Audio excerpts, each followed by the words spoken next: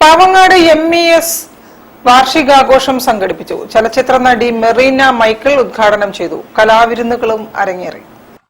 ആട്ടവും പാട്ടും നിറഞ്ഞ വേദിയിൽ കണ്ണഞ്ചിപ്പിക്കുന്ന കലാവിരുന്നുകൾ അവതരിപ്പിച്ചാണ് പാവങ്ങാട് MES സെൻട്രൽ സ്കൂൾ വാർഷികാഘോഷം കളറാക്കിയത്.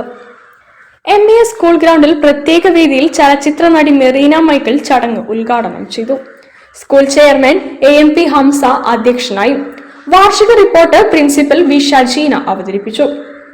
SMC സെക്രട്ടറി TPM സജാൽ മുഖ്യാതിഥിക്ക് ഉപഹാരം നൽകി. കൺഫ്യൂൻസ് 3.0യുടെ ഔദ്യോഗിക പ്രഖ്യാപനം PTMA president TA Abdul Fawaz നിർവഹിച്ചു. ട്രഷറർ ഷാഷിം കടായിക്കലകം നന്ദി പറഞ്ഞു.